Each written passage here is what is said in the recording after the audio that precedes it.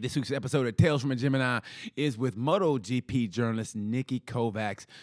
This one was a fun one. I tried to do research on her, find out she used to race motorcycles. She also did a weekend in Qatar, which is ironic when this episode comes out. She raced that weekend and also was a journalist that weekend. I want to say she's the only one who did the same thing in the same weekend, to race and be a journalist. We talked about that. We talked about her growing up and racing and how it was bittersweet that she had to quit racing. This was a fun interview. I love this woman. Great stories, just a great passion for life. You're going to enjoy this interview. Niki Kovacs. Enjoy. I'm so excited for this. Woo! I'm always excited, Wyatt, but this time I'm really doubly excited. 1, 2, 3. I'm just gonna jump the music right now, Wyatt. I'm so excited. Thank you for welcoming Tales from a Gemini. It is apropos that this episode is gonna air the opening weekend of the greatest sport in the world, that's MotoGP. And the guest I have today, it's kind of synonymous with MotoGP starts in Qatar, because this, to my knowledge, is the only reporter to actually race and be a reporter the same weekend for Qatar. And that's my guest, the wonderful and the talented, I don't even know if you can say these words anymore, but the beautiful Miss Niki Kovacs. How are you, Nikki? Thank you so much for having me. You already made me blush, so I need to find my patience again. No, it's all well. My inner relax.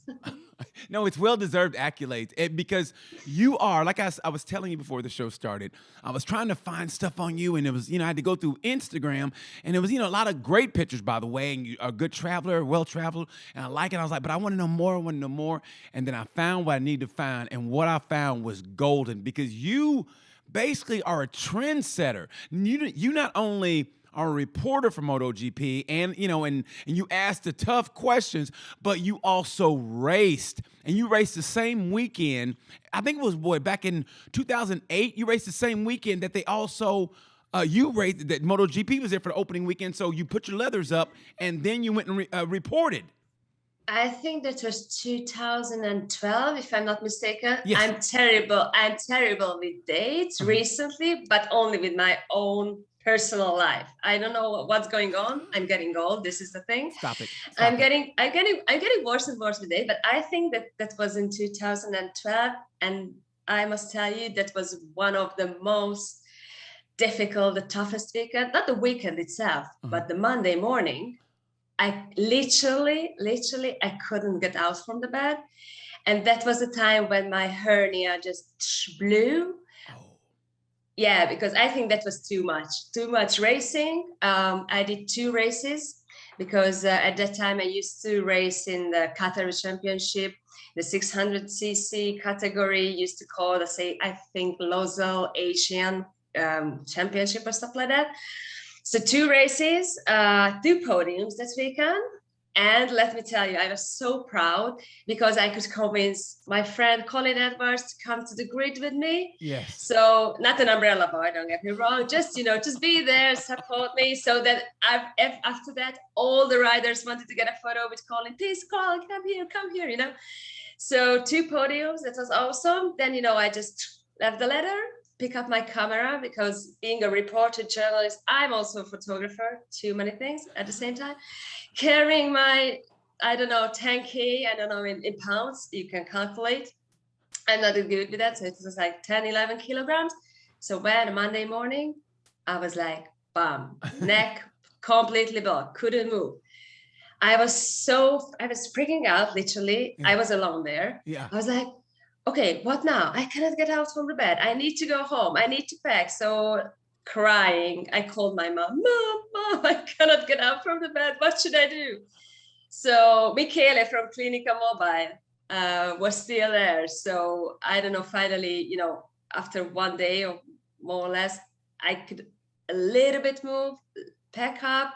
I don't know how I get into the plane and then going home. But that weekend was like, wow. Well, people don't realize how stressful a MotoGP weekend is, just being there, period. Like when I go just to watch, it's a stress because you're up all day. I mean, I don't know if you're like me. I like to get there at the very beginning of Moto 3. To me, hearing the Moto 3 bike start up, that's when I know MotoGP's there. And the great thing about it is, and maybe you'll back me up, is no matter how early you get there, somebody's automatically starting up a motorcycle. You can get there, you literally could be the first one there, and you'll hear, oh, and we go, how did that person get it? I mean, it's always a bike starting up in the morning. So it's a very stressful weekend. Well, to be honest, as we go forward, because so Thursday is the most relaxed one, let's say, in terms of arriving to the track. So like Thursday, it's okay if I arrive, let's say 9 a.m. But I can do it only if the day before I already went to the track to book my place in the media center. Otherwise, maybe my preferred seat is already gone, which I don't like, Yeah. So, that's my home for a weekend. So I really like to be every time in the same home. So almost in every media center I've been already, I have my favorite spot. Yeah. So same spot every year. So boring, no? But then, like, when it's Saturday morning, if you arrive 7 a.m., that may be already late. Depends on the track. Clearly, with this unfortunate last 2 years, with COVID, right, it was a different stuff because it was much easier to ride to the track. But let's go back to the normal times, and hopefully this year more or less we will go back to normal times. Fingers crossed. Yeah, with the big crowd on the Sundays, 7 a.m. it's already almost late.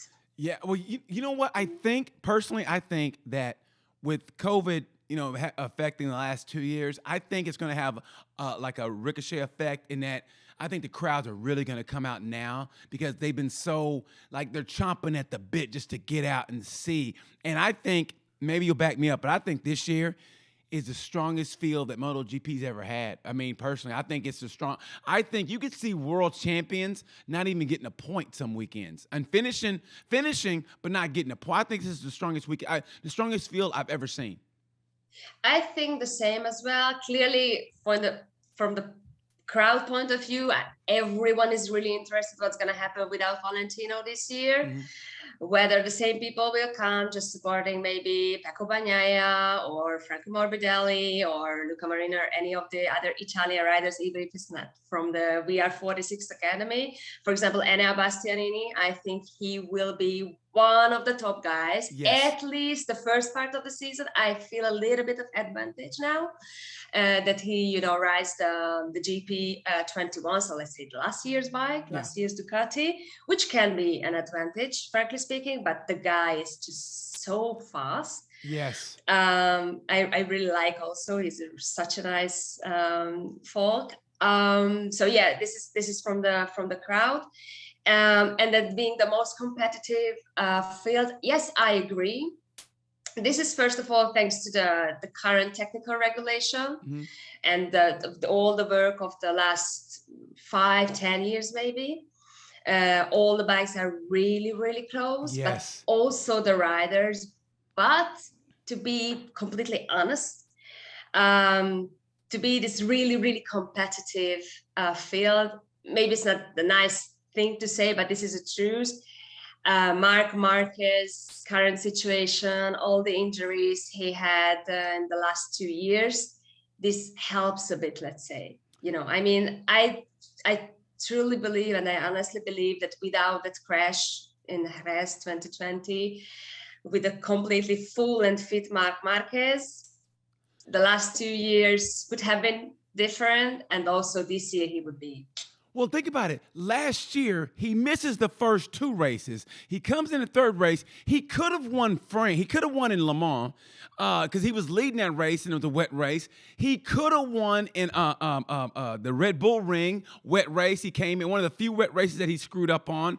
I mean, exactly. And he still finishes in the top 10. I mean, the guy is unbelievable. I've never seen, I say it again, as far as mentally strong athletes, professional athletes I've ever seen, I will put Michael Jordan, and I swear to God, I'll put Marc Marquez in the top 5 of all-time mentally strong professional athletes. I mean, the greatest thing I've ever seen, and this was when he was in maybe Moto 2, but I am pretty sure it was MotoGP, he was getting ready to go on the track, and he was sitting there waiting for, the FP1 and what two to start. And he's watching the TV. The camera comes to him on the screen. He picks up the remote and changes the channel. And that's for other people wouldn't notice that, but I was like, oh my God, that is so mentally strong to me. I was like, this dude is on another level. So I can't wait to see what he does, because I say Mark he's the straw that stirs the drink. I love them all. I love Fabio. I love what he did. I love Peck. I love them all. I love Pecco. I love Inaya. But man, Mark is the straw that stirs the drink of the MotoGP drink. And I can't wait. I just can't wait for this season to start. But first, before we even start, let's get to you. Because you, honestly, where you come from in Hungary, your parents they were so ahead of the game, especially your mother, because they were racers. Your parents were racers. And what your mother did, please tell people briefly how your mother kind of changed the game in Hungary and what she did for women's racing. Not just women's racing, because basically she was the one. I don't know how she got the idea, frankly speaking, and I never asked. Maybe I should do this. It's time to ask. Time to ask. What I know that I was okay. So the family tells, they say that my first word ever was like motor, motoy, because I couldn't pronounce R, which is motorbike in Hungarian. And so after that, they said, okay, we need to buy an electrical bicycle or motorbike for this young lady. Yeah. They had no idea. I mean, okay, some idea they could have how this all, where they're coming from. Because as you said, my parents, they used to race in rally in cars. Yes. So yeah, that was already in my blood. Then no one knows how Earth from 4 wheels solely I arrived to 2 wheels. They don't know. So this is how it started, that they say I had the interest, at, I don't know, when I was 1.5 years old or something like that. 18 months old, and you knew you wanted to race motorcycles. I mean, how is that? 18 months, you're still pooping in your diapers. You're still, seriously, and so how did you know you wanted to be on a motorcycle? I don't know, but then they bought this electrical one, and they just put me on, and was like, in our apartment. So the neighborhood downstairs, they came up because it was early in the morning. What the hell are you doing? It's not the time to reorganize your flat. And no, it's just a little girl riding a motorcycle. It was like, what? Because it was, 86 we are talking about. Sorry, man. Oh my gosh. Yeah. Sorry, this is the truth. So afterwards, my mom figured out that, okay, this is something that's still not existing in Hungary. That children, so like 4 years old children, ride and race motorbikes. That was something, not existing back at the time. Maybe, I think, if I'm not mistaken, Japan was the only country. But again, we are talking about a lot of years ago. So there was, no social media. Also, TV was a different kind of stuff, So I really have no idea how my mom arrived to this point to put children on the motorcycles. Clearly, she was not the only one, because we had a couple of fathers, not mothers, but fathers, building motorbikes for their children, because it was all handmade. That was only a couple of years later that the first, PW Yamahas were available. Before that, there was nothing like that. Yeah.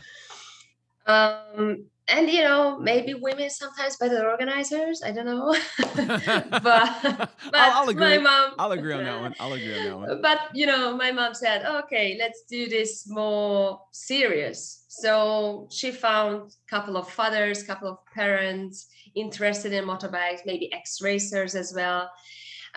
Just let me mention you just one name, one Hungarian name that probably everyone knows following or used to follow MotoGP is Gábor Tanácsi. Yes. We started together. Really? So exactly. Yeah. Exactly. Did you beat him? I don't remember that, No. but I can tell you a lot of names that afterwards I raced against. Sometimes maybe I also beat them. For example, Carl Abraham. You beat Carl Abraham. Yeah, but that was a lot of years ago. It doesn't matter. So A win is a win. A win is a win. It doesn't matter. no, it wasn't. It was not a win, but I finished ahead of him. But that was the Alpe Adria Championship, so a local for our countries like Czech Republic, Hungary, Slovakia, Austria, etc. But yeah, I was lucky enough to race against a couple of guys who afterwards had a really nice career in the World Championship. Maybe not necessarily in the MotoGP category, but definitely in the series. For example, I remember that my first European Championship race, where I qualified, that race was won by none else than Mattia Pasini. Are you but yo? But I was back in the field. Don't get me wrong. But that race, yeah, that was Mattia winning that. It was in Karlskoga, Sweden. But I can name a couple of other guys. Well, I'll tell you what. Here's what I found incredible, because, like, you know, I love how the world is now. As I tell people, if you don't look at the news, it's a better world, because there's people who are finally getting their due diligence, and that's women, you know, being on the forefront. And you know, I'm sure there's still sexism there, but there's still, it's more open. And what I thought was beautiful is, I think it was Portugal, where you beat a kid and his dad goes, "You got beat by a girl. You're not racing anymore." Please tell. How do you know that? Please tell that story. How do you know that? Well, I'm kind of a journalist too. I do my homework. Wow, but that's really a good homework, dude. Wow. Yeah, that was a European Championship race, by the way. And I finished scoring points, so maybe, I don't know, 10s or stuff like that. And I had a big fight with the guy, with a boy, clearly, because apart from one season when I participated in the European Female Championship, all of my career, clearly I competed against the guys, the boys, because that's the normal thing to do. Yeah. So yeah, as you said, I arrived to in front of this guy, and his father just arrived to the Parc Fermé, like shouting like hell. You know what? If a girl can't finish against you, we are done here. You won't do any more races. I won't finance it. You know. And I was like, what the fuck? I mean, you know, yes, I'm a girl, but you know, at the end of the day, I'm just another rider. So imagine what the whole field could feel when Ana Carrasco won the 300cc World Championship. And if you remember back, she got, I would say, attacked, let's say, a lot of times, saying that, yeah, because she has an advantage, because she's lighter, she's like this, she's like, no, man. And every time, yeah, her bike was faster. Yeah, that's you know how many times you know how many times I got it. Yeah, she's like this just because her bike is like this and that. Yeah, man, I had the smallest budget most of the time during my career, so believe me, my bike was never the fastest, if only, you know. Did it give you a little bit of more oomph to beat the guy? I mean, was it the fact you just wanted to win or get, like, you know, maybe a podium, but did you have a little bit like, I'm going to show these boys that girls can do it too, even back in those days, or you didn't pay it no mind, you just want to do your business?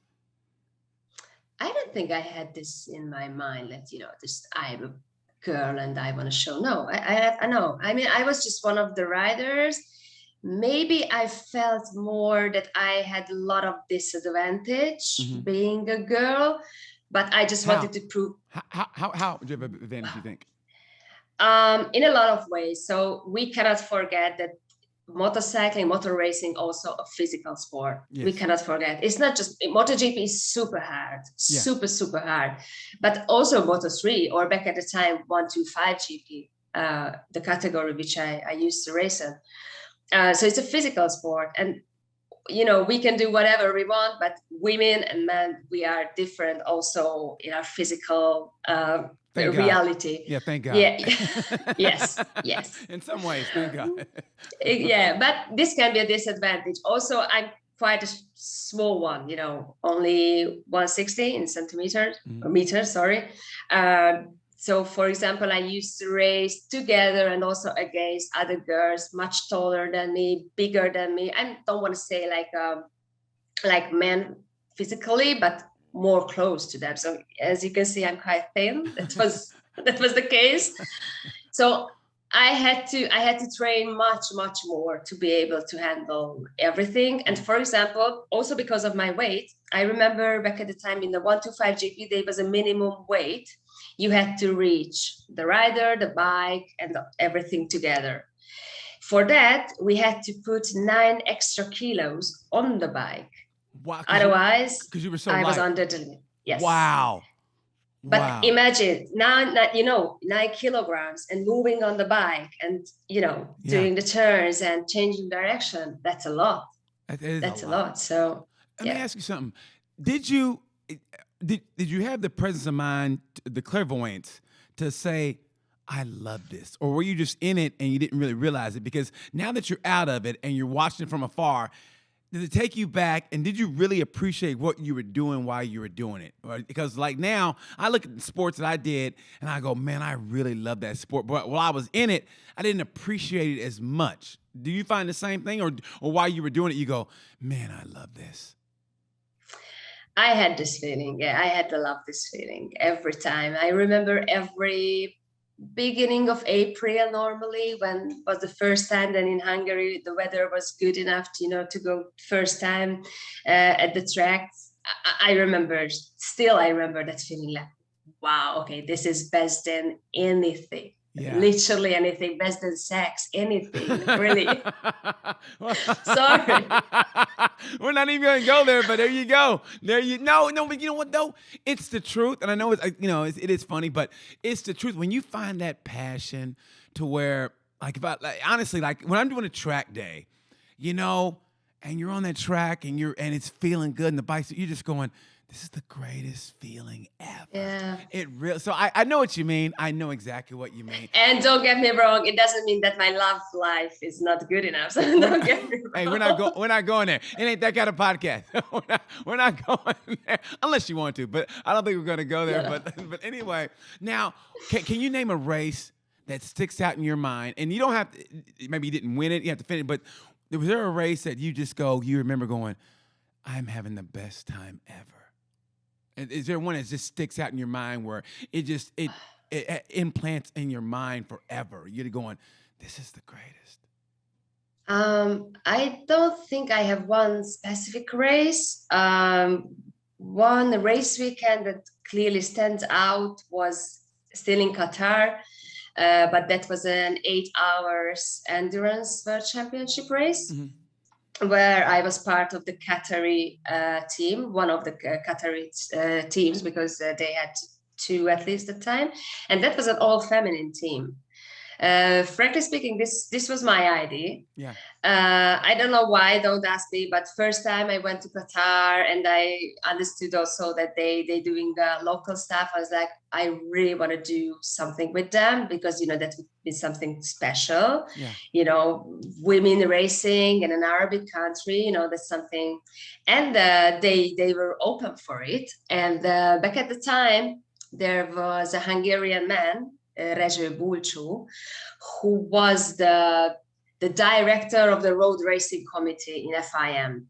I'm pretty sure you saw him because he was the guy giving out the awards during the MotoGP ceremony in Valencia. Yes. So he was one of them. And I asked him, hey, Rezső, could you maybe help me? Because this would be so nice. And he did. And we arrived to Qatar. Of course. To the endurance championship race with Paola Cazzola and Nina Prince, Italian and the German girl. And we win a team together. I think, if I'm not mistaken, we were the first ever all-feminine team in the in the endurance championship. So that weekend was something special. That weekend was really, really good. Even if I will be honest with you, I wasn't the fastest one. First of all, the other two girls, they already raced in the 1000cc category. So for them, and they were, as I said, physically much stronger, bigger than me. Yeah. And I was coming from the 600cc. So that was a big step. Yeah. But that weekend was something special with the lights in Qatar, and not the proper lights, not the proper one that we have in the MotoGP weekend, because in the endurance, we have lights also on the bike. Yes. So they just used, I think, the 1/3 or something like that. So you had the shadows around you moving. It was just so weird. Yeah. But at the same time, it was awesome. And that was the weekend I reached my highest ever speed, I guess.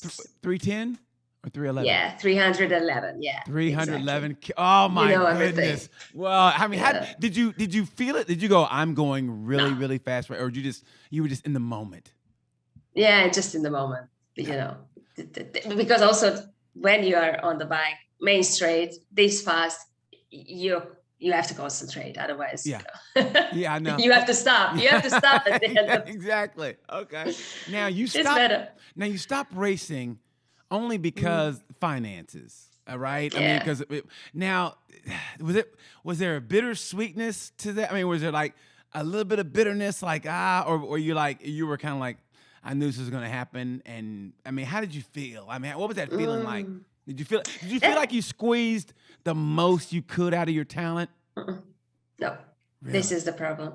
No, this is the problem. And that's why it still hurts. Oh. But no, I'm too old. You're not old. Back. Stop it. You're not old. Hey, but did you, I mean, does it eat you up a little bit inside? Because I know for me personally, when I think about what I could have done when I wrestled, what I could have done on one match, I could have been a state champion, but this and it eats me up inside to where I go, So are there times when you're watching a racer and you're more inside than I am, and somebody's maybe not, they could get more out of the bike than they are, and you go, if I was on that bike, I could be so good, and you go, I know I could have got a podium. I mean, is there a part of you that feels that? Yeah, I don't know why. I think not just my racing career, but all my life, it's a little bit like this, that the good chances maybe never arrive at the perfect time, or when a chance arrives, maybe I'm not in the best form, or I don't have everything to do that. For example, I had the possibility to introduce myself in the World Championship level in 2007. Turkey, Istanbul. Yes. Yeah, but man, I was not ready for that. I mean, I was ready, but not there, and not that way. So that was one of the first races of the season. So we are talking about April. Yeah. And as I just said to you, in Hungary before April, it's almost impossible to go and ride because the weather doesn't allow you to do. So imagine this, that the last race I did was the year before, October.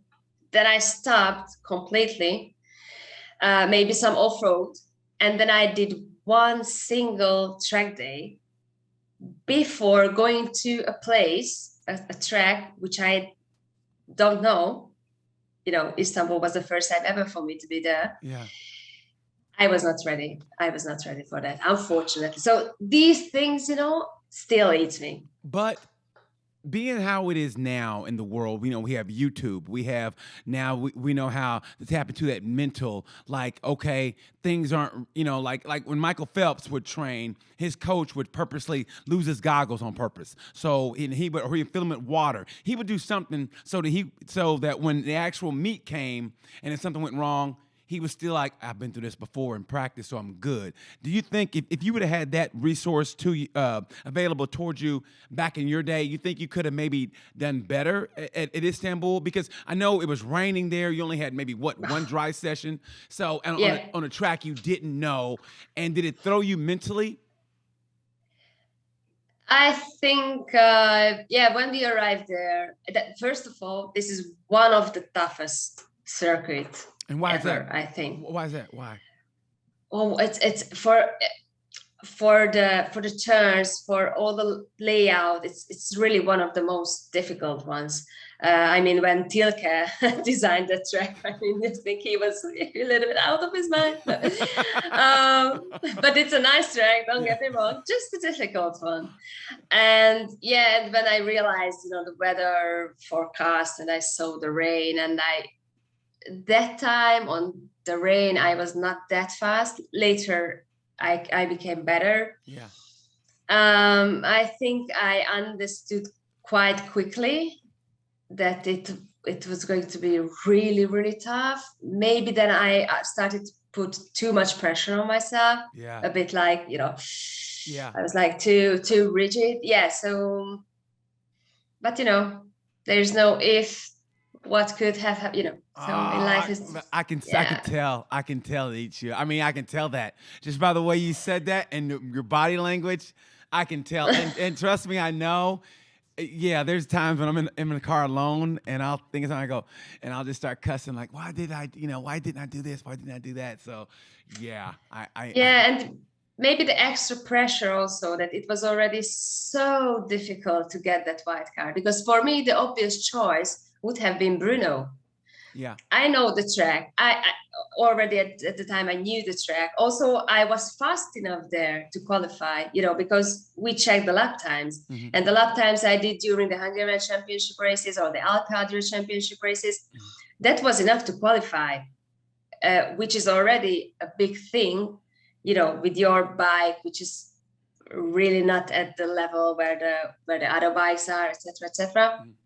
But there were too many, unfortunately for me, too many Czech riders back at the time. So for me, it was impossible to get the white card there. And they were like, okay, here you have a chance. Yeah. And clearly we took it. Maybe that was a bad decision. I don't know. Yeah, you can't go back in time. You can't go back in time. Unfortunately. Yeah, unfortunately. So right. But now, what made you walking away the way you did? Was there a certain level of bitterness, and how did you make that transition into MotoGP as a journalist without carrying a little bit of that, a little bit of bitterness? Because you could have easily walked away and said, "I'm done with all this," and chosen a different path in life. What made you want to stick around? I don't know. I think this is a too big love for that, and it's strange because it's just recently.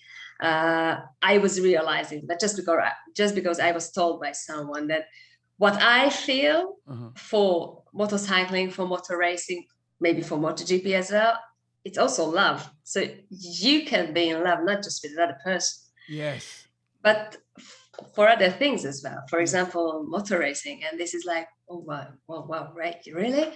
Yeah. So now you have to break up, or what? Yeah. Yes. I know what you mean. I know exactly what you mean.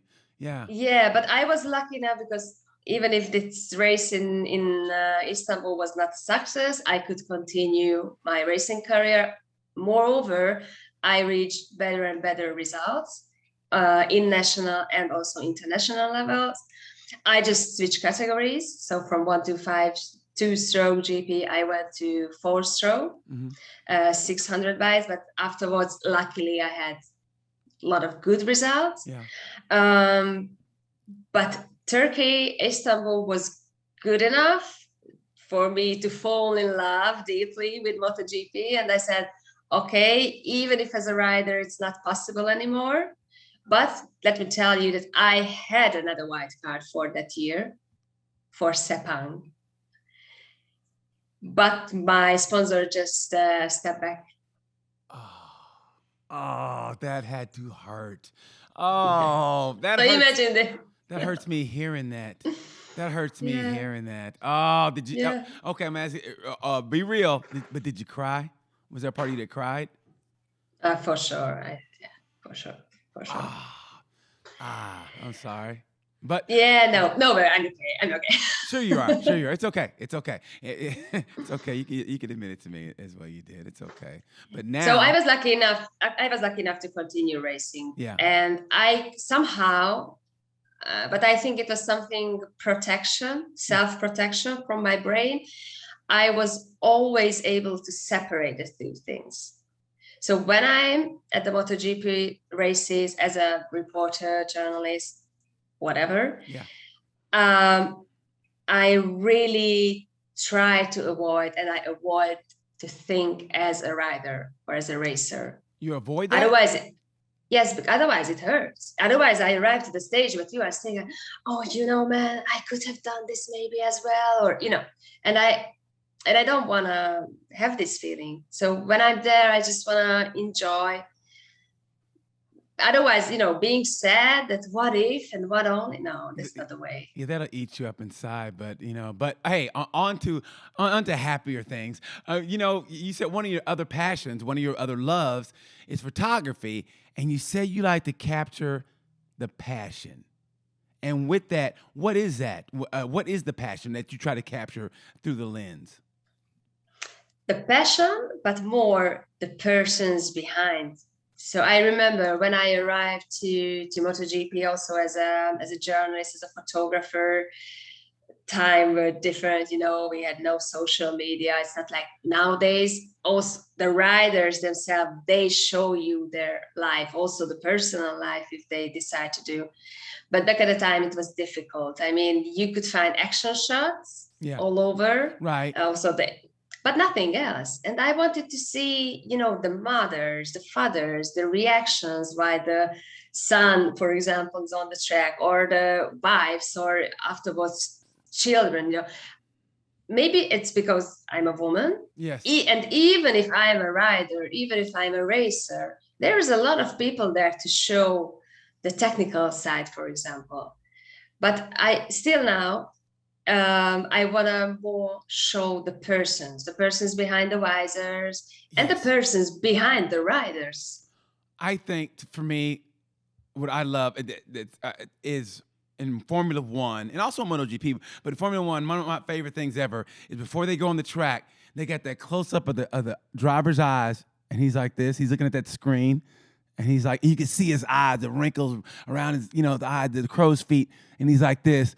And I don't know why, but one of the most iconic images, at least for me from MotoGP, is when Marquez crashed in Assen during qualifying, and he was just on the fence, and he was looking at the time like, I wonder, am I gonna get pole? And it's at those moments like that when they're if you get that close up of those eyes, look at the because they're always looking at the timing screen. They always are. They're always looking like their timing screen, and I think maybe it's because women have a more maternal instinct. They're more loving, and there's a different kind of heart that they have. Maybe that's why you want to have those pictures. We're men, maybe we're more technical, and we're more look at the beautiful chain or the engine. Look at the spokes or the wheels or whatever, or the exhaust system, and you want to capture that emotion. Like you said, the parent, and you being a woman, maybe says like, okay, I'm gonna see what the mother's doing. How is she looking at her son? There was something that really put a lump in my throat, and you were talking about Louis Salam's mother wanted pictures of her son. How did that How did that hit you? A lot. I remember because I made a story about the tattoos of the riders. Yeah. Mostly the MotoGP riders, but I knew that also from the lower categories there were a couple of guys with a lot of tattoos, and Louis was one of them. But they were really, really religious person, really religious family. So to be able to take the pictures of Louis and half naked, let's say, riders, I had to go through his mother and get an approval that no worries, I don't want to do anything wrong with your son. I just really want to understand the stories behind the tattoos, because this is the other thing. When I did this story, when I published the photos, a couple of people came to me, hey, you are a clever one. I was like, what? You made them half naked. I was like, oh, geez, really? No. Yes, I made them, but it was, the intention was something completely different. Yeah. Because the stories I learned during asking them about the tattoos, Ben Spies included, Scott Redding included, because they captured moments, losing someone really important for them. For example, Ben losing a really good friend. He captured one of the tattoos. Or Scott Redding, you know, when we had the accident, or Shoya Tomizawa. Yeah. And you know that Scott was involved. So he has a tattoo. And a lot of deep stories and losses also. And yeah, so I had the pictures of Luis as well. And unfortunately we lost him, maybe that was the year after, just, or something like that. Yeah. And it was just 2 years ago maybe. Then his mom found me on Facebook, where we've been already friends, Right. but I don't know how, you know, I just popped up on her newsfeed. Yeah. And she wrote me that, hey, sorry, you're not the girl, you know, who took the pictures. And I was like, yeah, that's me. And she was like, could you please send that pictures then? Because I don't have pictures about all of his tattoos. And it would be something really important for me to have them. And I was like, wow. So yeah, clearly I sent her everything, and she printed out, and she has the pictures on the wall in her home, or in their home. Yeah. So yeah, and then these are the times when you say that, okay, then maybe I did something good. I mean, no, you know, did. They've been a lot of journalists, a lot of really good journalists, superb ones, really good photographers, but yet. Well, everybody's different. They find their way. Exactly. Though. I mean, everybody on that grid is great, but I just think that, and everybody has their own little, you know, their own little niche. And you know, I love Andrew Wheeler. I love, you know, all those guys. I love what they do. But man, yeah, I mean, you're always gonna put your personal stamp, and maybe that's yours. Is just capturing those moments, and it hits somebody on a deeper level, you know. And let me tell you something. When it comes to tattoos, you could have a book on Aaron Canet's alone. Aaron Canet scares the shit out of me. I mean, I call them prison tattoos. When I see that dude coming, I'm going the other way. If I see him, I can see him on a noon on a Sunday going to church, and I will turn and go the other way. That dude, I've never been that scared of anybody under the age of 21 in my life. Frankly speaking, he's on my bucket list. He's on my bucket list because now I'm just planning to do again, because this story came out almost maybe not 10 years ago, but 7 years ago, something like that. So it wasn't yesterday. Now we have almost the whole field is new, except just 1-2 guys. I mean, except maybe Andrea Dovizioso. I think he's the only one who was in my old story and could be also in the current one, I think. But yeah, definitely Aaron Canet is on the list. And 2 years ago, 2020, just when the pandemic started in Qatar, I because that time he had already the neck, but just the back part of the neck. Yeah. And when I saw that, you know, because the pattern is really, really nice. Yes, it's beautiful. It's beautiful. Really is. It's exquisite. Together with the helmet, I was like, wow. So I was like, okay, I need the story. And she said, wait a bit, wait till the summer break, because I will have more. But that time I was not, imagining or visualizing something like that he has now. Yes. Yeah, that's wow. Yeah, like I said, you could write a book on his tattoos. You could, for sure. And this is funny, is that I thought, we know about riders. Some riders have their own little superstitions or whatever, or, little routines. Could you please tell people about the time you interviewed Marc Marquez and you found out a little bit of his routine on race weekend? I thought that was hilarious. So could you please tell that? I was shocked as well, because I just asked him about, what's your routine? I used to, what you do before the races, and it was, I think, 2014 maybe. Mm-hmm. So maybe second, because he was already in MotoGP. And he was like, I have all the weekends blue and then red underwears. And I was like, really? And that was it was on 10 years ago now. And you know what? Just the other day, I was browsing and I went through all the stuff in his merchandising. Yeah. And there are underwears there. blue and red underwear. So now it's a really well-known story. By the way, that was a one-to-one interview, which was leaked. I don't want to tell you more. That was leaked. So the story came out also in Spanish media. Yeah. Even if I was the first one ever, he told me. He told this story. Yeah. You're number one. You're number one. See, it's people like you. You get the good stuff out of people. What's another? Yeah. Name another. You don't have to name you don't have to name the rider, but is there another one who has like a superstition or a kind of routine that you go, really? You don't have to name the rider because you don't want to embarrass him, but can you think of another one that has like a routine you go, oh my God? Frankly speaking, I was not that surprised either with Mark. Also because I had something similar, or not similar. Actually, I had the same routine when I used to race. You used to wear blue underwear? Not blue, but I had the specific one. So it's for the same one for every Friday, every Saturday, and every Sunday when I used to race. Your underwear. And I would tell you the same thing that Mark told to me, that no worries, every time we wash it. And I was like, this is what he said. I wasn't gonna go there. I wasn't gonna go there. Yeah. So I said, no worries, Mike. I hear you, because I just have, because that time I was still racing, I have the same routine. So this is something normal. Also, it's normal to wear red socks, which I used to do. That red simulates the passion? No, red is protection. Really? In a lot of countries, for example, in Italy. I didn't know that. Protection, and also brings luck. So, for example, the New Year's Eve, Italians, they wear red underwears and bras for the women, etc.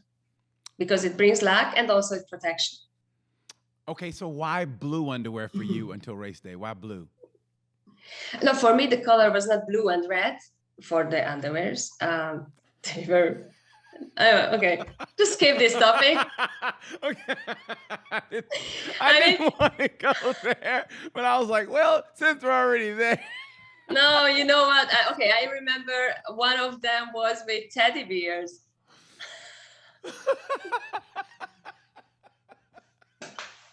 And now I'll tell you something I think I never ever said to anyone. So not during the interview for sure, or the public chat.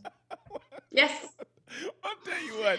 Let's because this is the thing. I had them since I was a little girl. Yeah. So like maybe 13 years old or 14 or something like that. Yeah. So it's not the sexy ones, because first of all, when you're racing, you're not thinking about be sexy under the leather. Yeah. And I don't know how it started, but the red socks that came afterwards, just a lot of years later. Stop laughing at me. Stop laughing. Oh, no, I think it's great. I love that I got that out of you. I opened my heart. Yes, you did, and I appreciate that. Yes, you did, and I appreciate that. So let's get to the fun part. Let's get to the fun part of the GP. I don't know. It's just being superstitious, but there's also, if you ask the riders, they cannot tell you why they do. Yeah. Because they just start to do it. And also the funny thing that you think, I don't know, it will protect you or it will bring you luck. But even if you have a bad weekend, the weekend after, you continue to do. Yes. Yeah. So I understand that. It's kind of a routine, maybe to arrive into the mood. Yeah. And maybe a little bit of, I think it's more about the concentration, finding kind of an inner peace at the moment. Yeah. Because, at the end of the day, you have good weekends, bad weekends. But again, as I said, the week after, you do the same routine. So I'm pretty sure that even if Mark had the big crash in Jerez 2 years ago, he didn't stop these things. But you know what? Maybe I will ask. Yeah. But I'm pretty sure he didn't. He didn't stop. I'm pretty sure. Yeah. So, like, for example, but also Mark has a lot of other small things like not jumping, but towing when he stands up from his seat in the pit box. Yeah. And when he starts to walk towards his bike, his stopping on the toes, 3 steps, I guess, and then he starts to walk normally.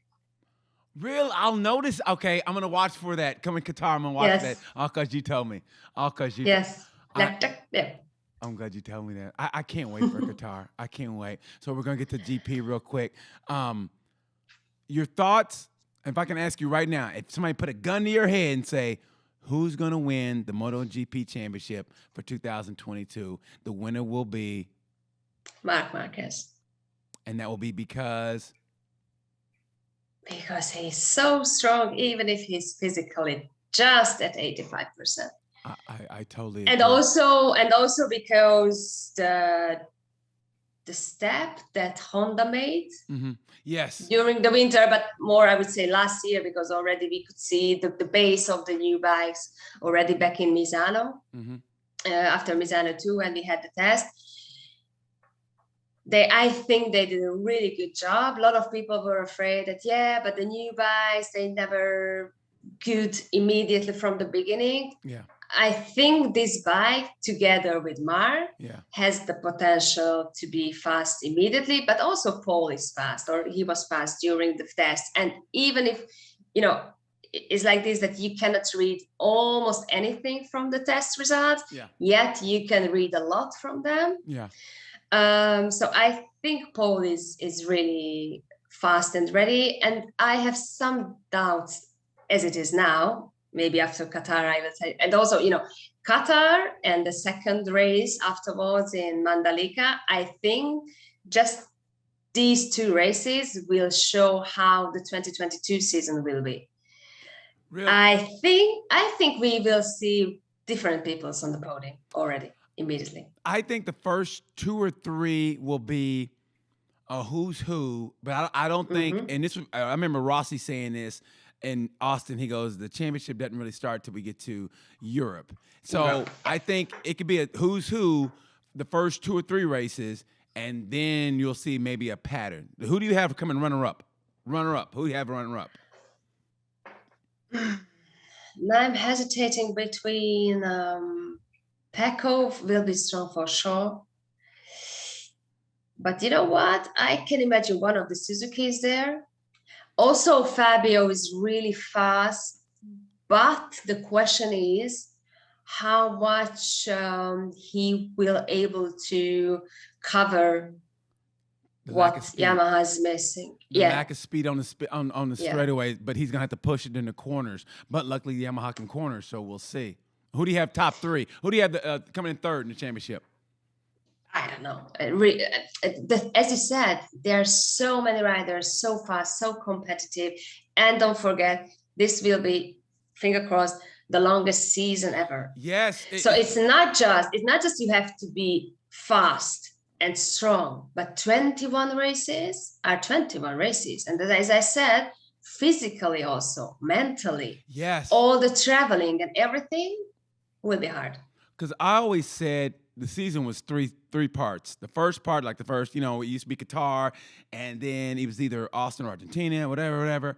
And then it started, and it was always the flyaways where you could lose a championship. Because I just remember, I remember when Maverick Vinales was with 125s or maybe 103, and it was him, Miguel Oliveira, and Alex Rins and Louis Salam. They were all it wasn't Oliveira. It was Salam, Alex Rins, and Maverick, and it was winner take all in that last race. Because remember he left Motegi. And then they said, "Hey, we're gonna sue you." You go, "Okay, I'll come back." And he came back, and then it came out to the last race, and that move he put on Alex Rins, I say, was one of the best moves I've ever seen in racing, in a class that wasn't MotoGP. That was one of the best races I've ever seen. So, who do you have for getting Rookie of the Year? Oh wow, that's also a tough one, because I think Raul Fernandez is fast. I'm not sure whether with KTM he will be able to beat the other guys, frankly speaking. Also Di Gianantonio, I think he will surprise us maybe. I personally think that Darren Bender is going to surprise more people. I really do. I think Darren Bender is going to be more of a surprise than, because remember they were like, oh no, I don't want this guy coming like a wrecking ball in the MotoGP for what he did to Dennis Foggia. So I think Darren Bender will have a better year. I think he'll have a better year than people think he will. I just had the doubt again, also because of Yamaha and so much fast bikes on the grid. Yeah, 8 Ducatis. 8 Also, Ducati. that's a lot. But you know what? If they don't win a constructors championship, you're like, you had 8 bikes? How do you not win a constructors championship with 8 bikes? You know what I mean? Yeah, you know how the points. I know how to point, but still, give it out. So But still, okay. Yeah. Well, also the other had the chance. So Suzuki had the chance to have a satellite team. They opted for no. Aprilia is the same. So I forgot about Maverick. I tell you what, I hope Maverick's happy. I would love to see him win multiple races, but I would still love to see Aleix win a race. I mean, that would be the greatest thing ever to see Aleix win a race. Who doesn't like Aleix? I mean, the guy bet on himself and he won, and he came from forward racing on those, he was giving up so many, miles an hour, whatever, and he pushed that bike and he bet on himself and won. And you can't help but love somebody who bets on themselves and wins. So I hope Aleix. Let me tell you something, if I still have the time. Yeah. I was lucky enough to see already the MotoGP Unlimited, the series that is going to be launched on Amazon Prime the 14th of March. Yes. So after the first race in Qatar. Tell me. Oh, you will love it. You will love it. Okay. A lot. And also you will see a lot of funny scenes with Aleix, for example. Clearly don't forget Maverick, who had a really, really difficult season last year from not just, from a lot of point of view, both on the track, also personally, losing his cousin. Yeah. And I've been in the premiere in Madrid, just like 2 weeks ago, something like that. Mm-hmm. Last week, I'm not sure. And I had an interview with all the riders being there. Unfortunately, with Mark only I had 3 minutes, which is nothing, Yeah. But with the other guys, Maverick included, I had like a 15 minutes chat. Mm-hmm. And man, he was so relaxed, so nice, and so a different Maverick from last year, or for the one I saw last year. And as you said, I really, really hope that he is going to have some nice result this year with Aprilia, and he will find what he has been looking for since a lot of years. I hope so. I really do. I mean, I love them all. I really do. I love them all. And I want everyone to do well. But yeah, I really want Maverick to do well. I really do. Okay, here we go. Yeah, but who not? I mean, tell me one person who doesn't want to see Jack Miller winning again. Exactly. I love them all. So it's a win-win for me every MotoGP weekend, because I love all those guys. And I just want everybody to finish, and I always keep my fingers crossed. I don't want anybody to get hurt. I just want them all to finish. So, but listen, before we get out of here, I need 1-word answers from you. 1-word answers. No explanation. I'm going to give you 1-word answers, okay? It's real simple, all right? Okay. You got to go, boom. Okay. Without MotoGP being included, where's your favorite place to travel? One of your favorite cities, countries to travel, without MotoGP being included? San Diego. San Diego, California. Yes. Okay. What country has the best food? Oh, wow. Spain. Spain over Italy? Yes. Oh, the Italians are going to have your head on a spigot. You picked Spain over Italy for food. Your favorite dish? Favorite dish? Oh, sushi. So maybe I would have said Japan. Okay. Your favorite country of food is Spain, but your favorite dish is sushi. So Spanish sushi? Yeah, Spanish sushi, exactly. No, but in Spain, because I'm telling you, because I've been spending the winter here in Spain. Mm-hmm. Also, we have some idea maybe to move here or something like that. Yeah. And all the seafood here, and maybe, also paella is something really nice. But, the tapas, the jamon, man, the jamon. Tell me one person okay, you don't eat meat, sorry, but who eats meat and doesn't like, you are like David Emmett. Okay, but hamon still is good. So yeah, but number one forever is sushi. Okay. I don't know how that's possible because I have a limit how much I can eat. But if it's sushi, Yeah. I really don't know how Yeah. I can eat that much. I don't understand. Okay. Your favorite MotoGP track? As a photographer, as a journalist, as a It doesn't writer. matter. Okay. As a photographer, favorite MotoGP track as a photographer? Why I put myself in this position. But, wow. Wow. Maybe one of the Spanish tracks, but also just because of the lights.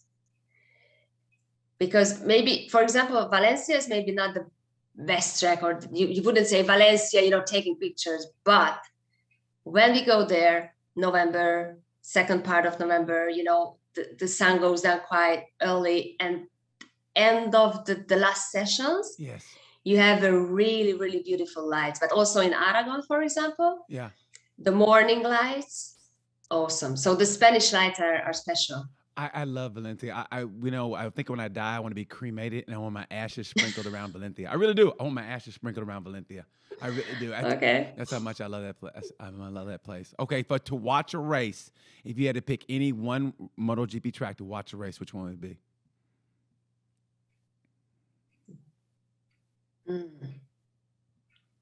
Wow, a lot. Oh, wow. You ask difficult questions. I don't know. It's easy. Jeez. Yeah, is it? Yes, it is. It's real easy. Tell me then. I'll go first. Mugello. Okay. Yeah, I knew that you were going to say that. Wow. Yeah, but yes and no. I mean, with that straight, really, that's the most. I don't know. Oh, that's straight. Okay, the first corner and the first braking area is something. It's a toss up between Mugello and Phillip Island. Yes, I think Phillip Island. I think if Phillip Island if they bumped that up to March or April, it'd be better than going there when they go in October. That's just a nightmare. I was there and I was miserable. I was wet. I was cold. I mean, yeah, but it's a beautiful track. So yeah. But I'm also wondering now with the current situation how dirty it was during the test. But just listening to the riders, because I haven't been in the Mandalika test, so I didn't see personally, but all the riders say that it's a really, really nice track. Okay. So if the conditions will be okay, I mean, no dirt, and now, they're resurfacing a bit, maybe also that track can bring a really good race. We'll see. Okay. If you had to pick, this is a tough one. It might get you in trouble. If you want to, you can pass on this one. Your favorite MotoGP rider. If you had to pick. I know you love them all, but if you had to pick. The favorite as how? As a person or? Just your favorite one. I mean, as a rider. In whatever aspect. Maybe just, okay, your favorite MotoGP rider to sit down and have a cappuccino with.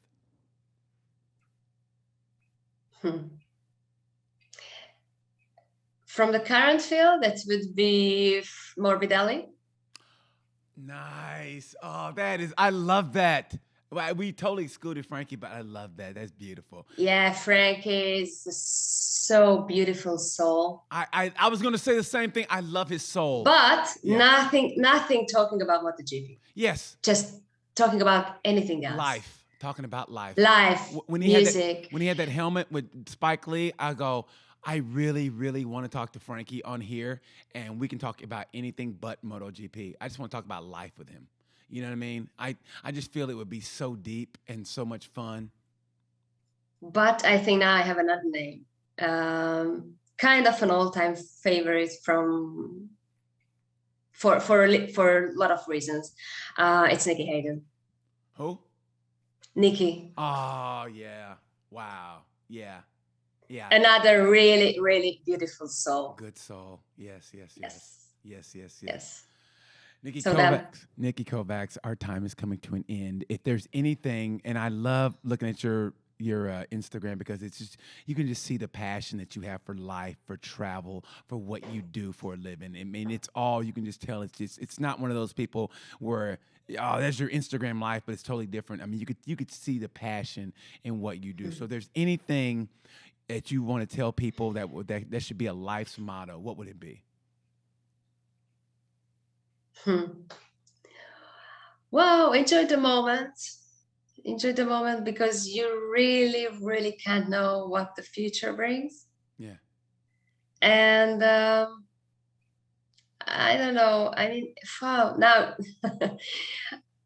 maybe I would say if you have a love and a passion for something, then really go for it and really don't leave anyone to stop you. Yes. But at the same time, there's a limit and there's a time maybe to say goodbye sometimes, even if it hurts. Oh man! Wow, that one was tough to get out. I could tell. I could tell that was tough to get out. Yeah, I'll agree to a point on that. No, I agree. I agree on that. This is the stage where I am at, so that's why I was doing this. Yeah. Okay, I can tell. I can tell, and I won't ask anything more about that, at least on the air. But we'll talk after the air. Niki Kovacs, Go. thank you so much. She's a MotoGP journalist. She was a rider. I personally think she's a trendsetter, and she's a friend. Niki Kovacs, thank you so much for your time. I mean it from the bottom Thank of you my. so much for having me. It was really, really a pleasure. Oh, the pleasure was all mine. I Thank you. really mean that. It's going to air MotoGP weekend. It's going to be the greatest weekend of our lives. I can't wait for the season to start next week. Thank you again for that. Thank you, Tales from a Gemini people, for watching. I appreciate everyone. I appreciate the DMs and telling me that you love the show. I thank you. Thank you so much. And like I said about this time, you know the word, pay.